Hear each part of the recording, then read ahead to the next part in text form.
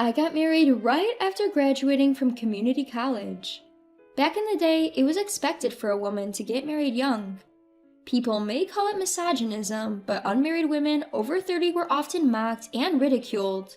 So, when I was told to consider getting an arranged marriage before graduation, I obediently agreed. The resume of the man I was to meet stated that he graduated from a prestigious university and joined a top-tier company, where he was seen as a promising rookie. But when I met him, he was just an ordinary-looking man. Nothing really stood out. Still, he didn't seem like a bad person, and more importantly, my parents were the ones suggesting him, so I decided to marry him. Honestly, I wasn't quite looking forward to getting married.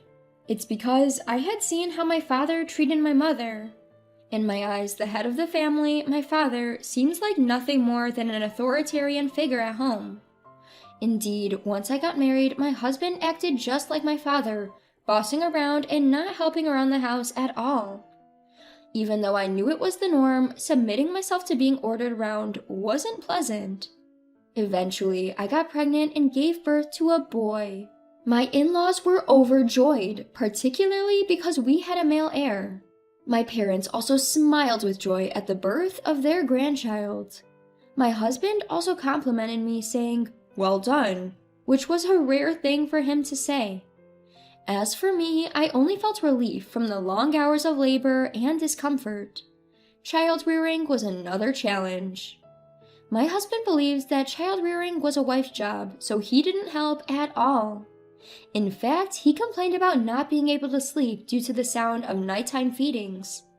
When the baby cried, he blamed me, saying, "You're the problem. Take proper care of him." Now I had to look after both my husband and baby, and it was overwhelming. I complained to my mother sometimes, but she just said, "It's a phase everyone goes through." Still, thankfully, my child grew very quickly. Before I knew it, he started crawling, then standing and walking. Just as I thought things might get easier when he starts preschool, I found out I was pregnant again. My days were occupied with watching my toddler wander around, looking after him, doing housework, caring for my husband, all while carrying a big belly. It was intensive labor. Nevertheless, time passed, and my kids graduated from preschool and entered elementary school, then junior high and high school. My eldest son went on to major in economics at a renowned university, and then secured a job at a famous company. My daughter was told to attend a community college by my father, but she went against him. My daughter insisted that she wanted to work part-time to pay for her own tuition and pursue her studies at a 4-year college. It was the first time I had ever voiced my opinion to my husband since our marriage. Women are now making their marks in companies and other places, so please let her go to a 4-year college, I pleaded with my husband. However, he berated me, saying, "You have no say in this. What could someone as ignorant as you possibly know?" But I didn't back down. For my daughter, I fought hard. As a result, under the condition of securing a scholarship, my daughter was able to attend a 4-year college. She continued to receive scholarships for 4 years and graduated from college with good grades. She then secured a job at a major corporation. "Thank you, Mom. I promise to repay this kindness. I'll never forget how you supported my college education and job hunting." My daughter told me as she left home for her job. Those words alone made me feel like 30 years of my hardship since getting married got rewarded. Now that my 2 children had left home, I suddenly found myself with a lot of free time.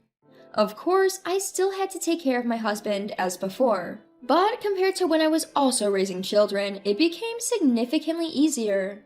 With all the free time on my hands, I started talking more with the ladies in my neighborhood. When I mentioned that I had become completely idle, the lady next door suggested, "Why not try working part-time? The supermarket over there is always hiring. I actually work there 3 times a week." That's what she told me. I had never worked part-time before, but I had always wanted to earn my own money. When I gathered my courage and mentioned my interest of working part-time to my husband, he said, "It's disgraceful for a married woman to work. It makes it seem like I'm not making enough money," and frowned upon me. But when I insisted that other ladies in our neighborhood were working as well, and it was a waste not to use my free time, my husband thought about it. He then said, "I don't think you can handle working a job, but go ahead and try. You'll probably be called incompetent and get fired right away," and laughed maliciously. He's always been like this, never approving whenever I tried to do something, always saying it was impossible or that I lacked the ability. But this time he somewhat approved, and I thought maybe he had softened a bit with age. In the end, I started working part-time at the local supermarket 3 times a week during the day. The hourly wage isn't that bad for a cash register and stocking job. While restocking, there were times when my back ached from carrying and lifting heavy loads. And at times, some of the young male student staffs would help me with the heavy lifting. I found it strangely refreshing to see that not all men were like my husband. And getting to talk with other part-time ladies during break time was new to me and fun as well. There were people of all ages, ranging from 20s to 60s, so the conversations were diverse too. Especially the young ones were surprised when I told them that I got married right after graduating from community college and this was my first job. "I mean, you are incredibly patient. I could never date a man who's as domineering as your husband." The young ones all agreed, saying, "Absolutely." Those of us who were older just weakly laughed and said, "It used to be the norm back in our days." However, there was one thing that troubled me about starting this part-time job. My husband stopped giving the same amount of money for household expenses, saying, "You're earning now." He laughingly added that it was only fair for me to contribute to the household expenses since he had allowed me to work. I was disappointed because I had been looking forward to having some money of my own. One of the women in her 30s, who often works the same shift as me, noticed my downcast mood and asked what was wrong. I was a bit embarrassed to talk about money, but I wanted to vent, so I told her about my situation. She asked me, "Wait a second, do you always do what your husband says?" I answered, "Well, I'm his wife," and she put her hands on her head. "Look, it's not normal these days to have such a sexist mindset. I have to tell you, it's a clear case of emotional abuse."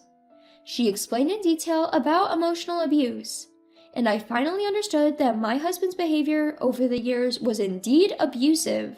I was astonished at the realization that I had been a victim of emotional abuse. Around this time, I noticed my husband was up to something suspicious. He seemed to have started going out at night, perhaps because he had more pocket money now that he was giving less to the household. One time, I found several cards from strip clubs in his suit's pocket.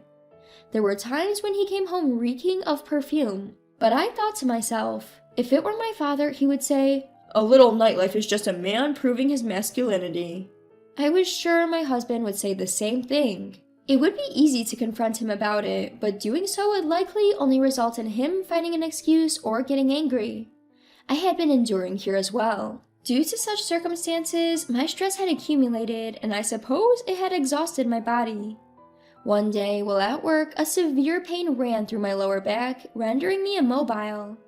My manager and part-time colleagues were worried for me and urged me to leave early to see a doctor.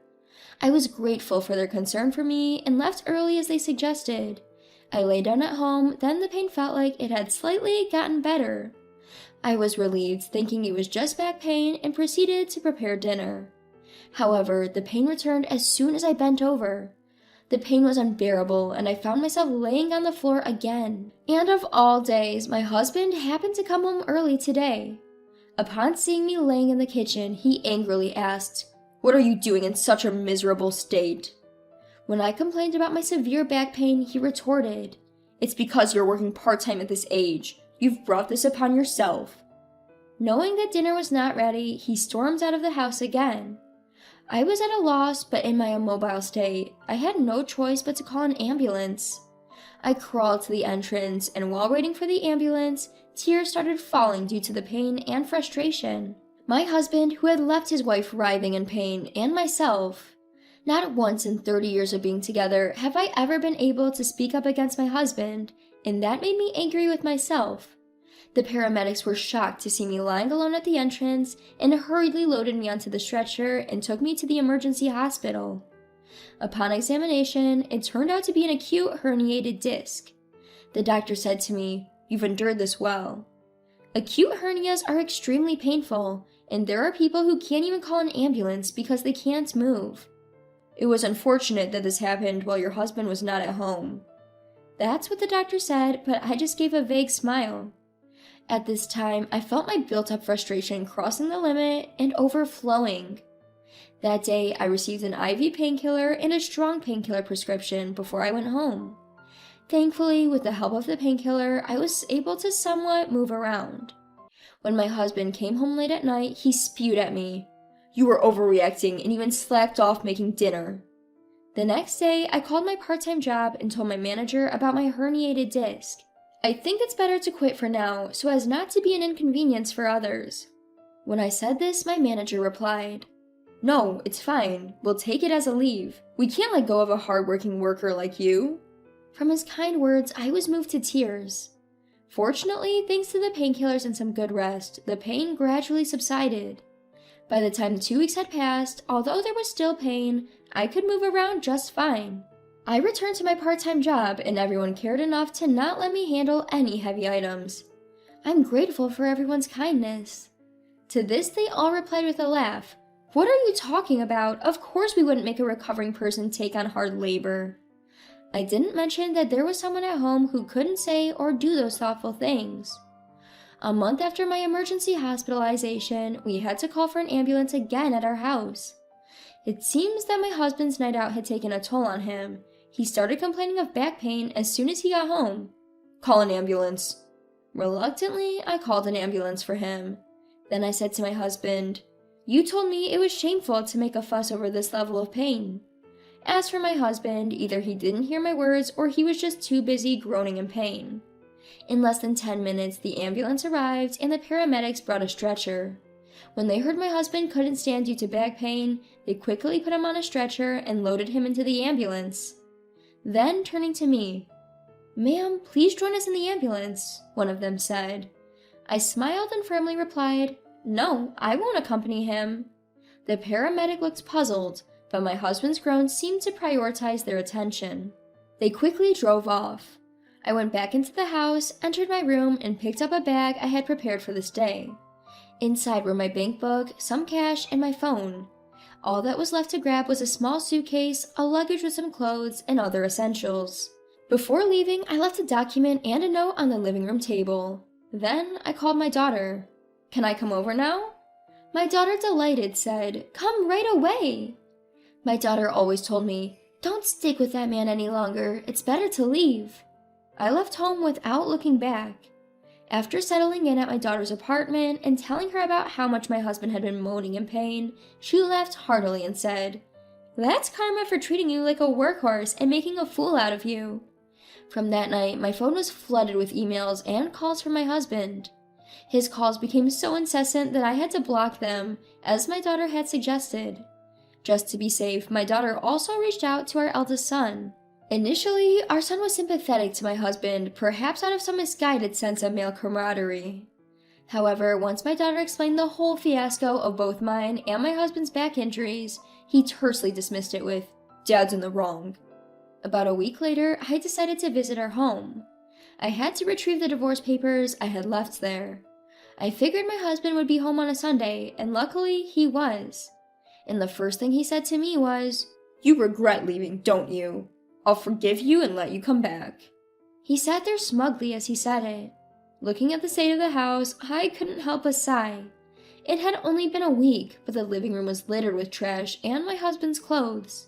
The kitchen appeared to be unused, but the sink was filled with piles of cutlery and dishes.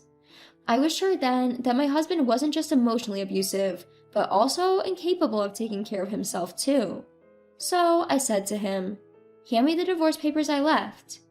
My husband sat there, mouth agape. At his dumbfounded expression, I couldn't help but laugh. Furious, he shouted back at me, "After all these years I've provided for you, how could you do this to me? I could sue you." I responded calmly, "I'm the one with the right to sue you here. Your behavior is pure emotional abuse, and even just for that, I could claim damages in today's world. Besides, look at this place." I looked around the room. "You're so helpless, you can't even manage basic chores. Don't act high and mighty. You can't even live right without me. So here's something else for you." I handed him a piece of paper. It was a bill, converting almost 30 years of my housework into an hourly wage. I should tell you, I've recorded the harsh words you said to me over the past year on my phone. My lawyer assured me that the contents alone make for sufficient evidence of your emotional abuse.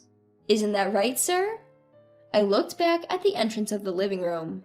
I had also asked the lawyer to come as a witness, and just in case my husband tried to resort to physical violence. Seeing the stern look on the lawyer's face, my husband attempted to defend himself. It's a wife's duty to obey her husband. Don't start with this nonsense about emotional abuse. The lawyer sighed heavily. Ma'am, this is no good. He doesn't seem to understand what he's done wrong. I think you should just go ahead and sue him. My husband widened his eyes and then hung his head low. As is often the case with people of older generations, my husband couldn't speak against someone who was of higher class than him, especially not against the authority of the law or a lawyer. Eventually, our divorce was finalized on the grounds of his emotional abuse. I demanded compensation for the years of housework I had done and for the emotional distress he had caused me. After discussions between our lawyers, all my demands were met. His lawyer, too, seemed fed up with his attitude.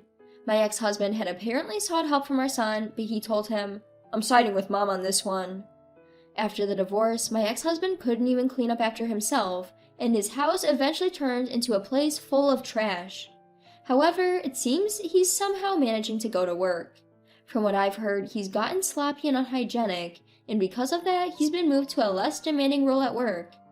Also, the word got around in his office about the divorce due to his emotional abuse, which might result in him getting fired even before his retirement. Meanwhile, I am living happily with my daughter. Sometimes my son also gives us a call, and I am spending my days working at a part-time job where everyone is kind.